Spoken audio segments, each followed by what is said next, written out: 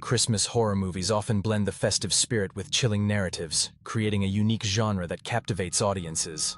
While many associate the holiday season with joy, warmth, and family gatherings, there exists a darker side that intertwines with the mythos of Santa Claus. This juxtaposition of holiday cheer and horror is particularly evident in the disturbing stories of real-life killer Santas, which serve as a haunting reminder that not all tales of Saint Nick are filled with merriment. From the infamous case of a man dressed as Santa who committed a shocking crime to the unsettling accounts of individuals who have taken on the Santa persona with sinister intentions, these stories reveal a chilling underbelly to the festive icon. The contrast between the joyful imagery of Christmas and the grim realities of these events creates an intriguing tension that draws viewers in. Please note, this video contains violent narratives and is not suitable for children. Viewer discretion is advised. On Christmas Eve 2008, the Ortega family gathered in their Covina, California home, filled with the warmth and joy typical of the holiday season. The air was thick with the scent of festive foods. Laughter echoed through the rooms, and the twinkling lights of the Christmas tree cast a soft glow over the gathering. Family members exchanged gifts and shared stories, creating an atmosphere of love and togetherness. However, this idyllic scene would soon be shattered by an unimaginable horror. Bruce Jeffrey Paro, an estranged family member, arrived at the gathering dressed as Santa Claus, a guise that would soon turn sinister. Armed with a semi-automatic handgun and a homemade flamethrower, Pardo unleashed chaos upon the unsuspecting family. As he entered the home, he opened fire, striking several relatives and sending the gathering into a panic. The joyous celebration quickly transformed into a scene of terror, with family members scrambling for safety amidst the chaos. Pardo's actions were fueled by deep-seated resentment and a desire for revenge, leading to a horrific confrontation that left many injured and others fatally wounded. The tragic outcome of that night was devastating. Pardo killed 9 people, including his ex-wife, before setting the house ablaze in an attempt to destroy evidence of his heinous acts. The flames consumed the home, leaving behind a charred shell and a community in shock. The impact on the surviving family members was profound, as they grappled with the loss of loved ones and the trauma of that fateful night. The Ortega family, once united in celebration, was forever altered by the violence that erupted during what should have been a joyous occasion. The tragedy served as a grim reminder of how quickly joy can turn to sorrow, leaving lasting scars on those who survived and a community that would never forget the horrors of that Christmas Eve. Bruce Pardo's motivations for the horrific attack on the Ortega family on Christmas Eve 2008 can be traced back to his recent divorce from Sylvia Ortega, which had a profound psychological impact on him. The dissolution of their marriage left Pardo feeling rejected and humiliated, fueling a deep-seated resentment towards his ex-wife and her family. This emotional turmoil likely contributed to his decision to enact a violent revenge, as he felt increasingly isolated and embittered. The divorce not only severed his personal ties, but also stripped him of the sense of belonging he once had within the Ortega family, intensifying his feelings of anger and betrayal. In the lead-up to the attack, Pardo meticulously planned his actions, demonstrating a chilling level of premeditation.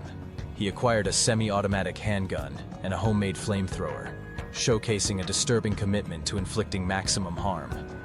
The flamethrower, in particular, was a calculated choice, as it allowed him to create chaos and destruction in a way that would ensure the deaths of those inside the home. This method of attack not only amplified the horror of the situation, but also highlighted Pardo's desire to leave a lasting mark on the family that he felt had wronged him. The implications of Pardo's actions were devastating, reverberating throughout the Ortega family and the wider community.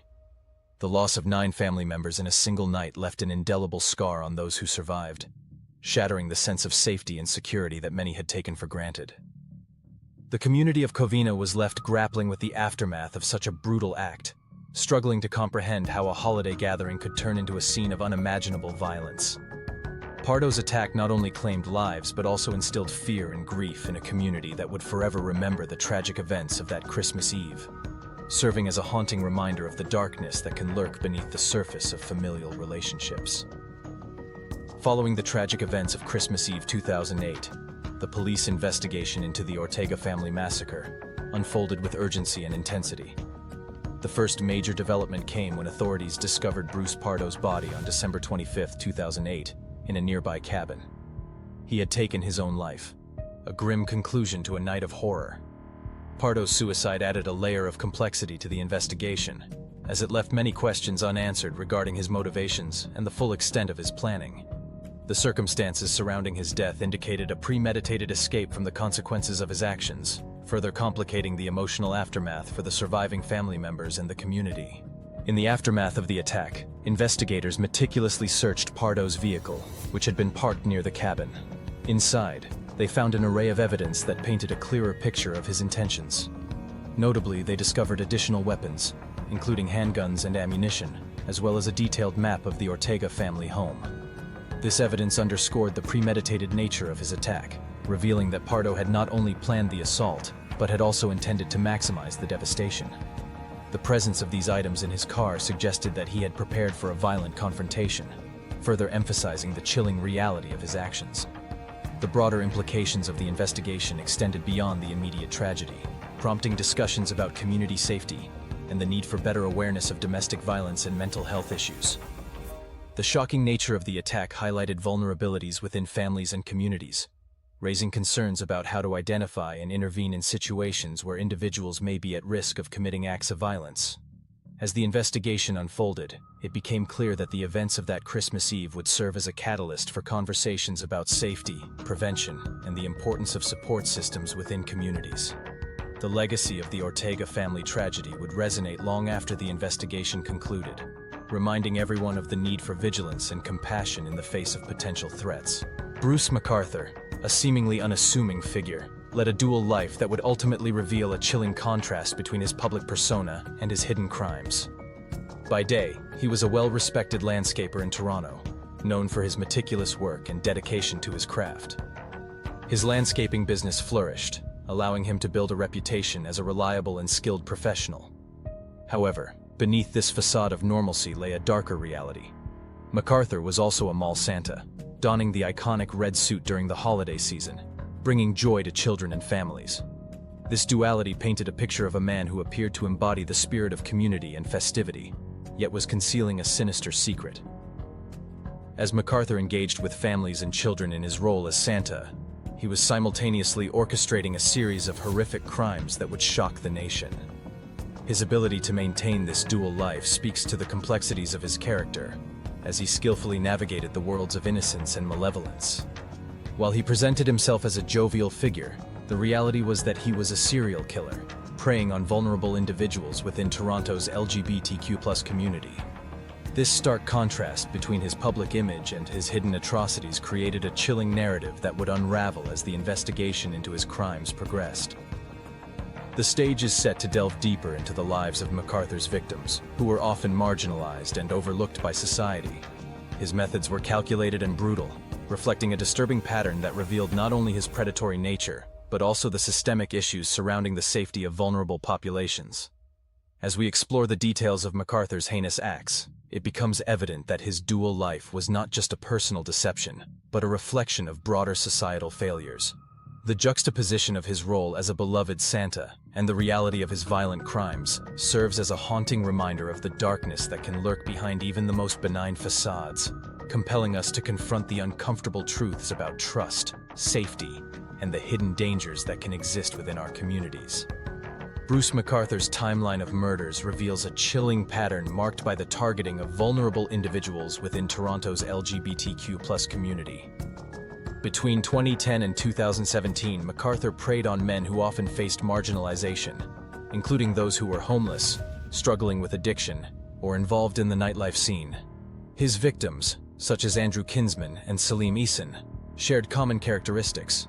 They were often last seen in the Church Wellesley Village, a hub for the LGBTQ+ community. McArthur's methods were calculated and methodical.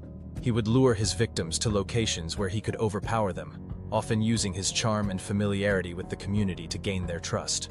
Once in his grasp, he would subject them to horrific acts of violence, ultimately leading to their deaths. Psychologically, McArthur exhibited traits typical of a serial killer, including a need for control and a lack of empathy.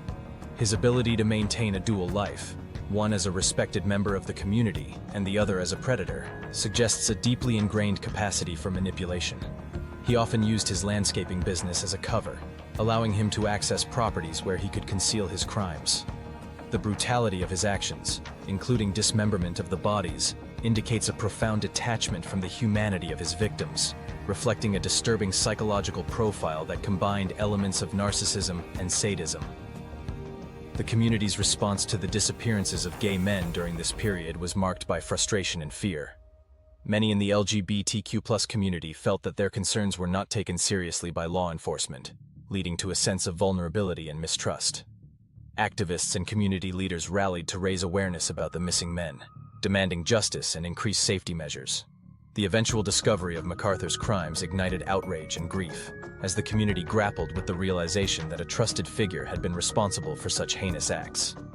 This tragic chapter in Toronto's history not only highlighted the dangers faced by marginalized individuals, but also underscored the urgent need for systemic change in how authorities address issues of safety and justice within vulnerable populations. The police investigation that ultimately led to Bruce McArthur's arrest was a complex and harrowing journey marked by a series of critical breakthroughs. The turning point came in 2017, when authorities began to connect the dots between the disappearances of several men from Toronto's LGBTQ+ community. Key evidence emerged when investigators discovered the remains of some victims in planters at a property associated with McArthur's landscaping business. This shocking revelation provided a tangible link between McArthur and the murders, prompting law enforcement to delve deeper into his activities and connections within the community. The circumstances surrounding McArthur's arrest on January 18, 2018, were both dramatic and pivotal. Following a thorough investigation, police executed a search warrant at his apartment, where they uncovered further evidence, including photographs of his victims and items belonging to them. During this operation, authorities also managed to rescue a potential victim who had been lured to McArthur's home. This rescue not only highlighted the immediate danger posed by McArthur, but also underscored the urgency of the investigation, as it became clear that he was still actively preying on individuals within the community. The implications of McArthur's arrest reverberated throughout the LGBTQ+ community and beyond. For many, the news was a mix of relief and horror, while there was a sense of justice in finally apprehending the man responsible for such heinous acts. The reality of his crimes left a profound sense of vulnerability and fear. The community had long felt the weight of the disappearances, and McArthur's arrest brought to light the systemic issues surrounding safety and trust in law enforcement. Activists and community leaders called for greater accountability and improved measures to protect marginalized individuals, emphasizing the need for a more proactive approach to addressing violence against the LGBTQ+ community. McArthur's case served as a catalyst for change, igniting conversations about safety, awareness, and the importance of listening to the voices of those who had been silenced for too long. If you found this exploration of Bruce Pardo and Bruce McArthur as compelling and unsettling as we did, we invite you to engage further with our content. Please consider subscribing to the Terror Tour Guide channel for more in-depth discussions on true crime stories that reveal the complexities of human behavior. Don't forget to like this video and share it with others who may be interested in uncovering the hidden truths behind familiar faces. Thank you for watching. Keep an eye on the shadows this holiday season. After all, you never know which holiday character might come bearing something deadly. More chilling tales await you soon.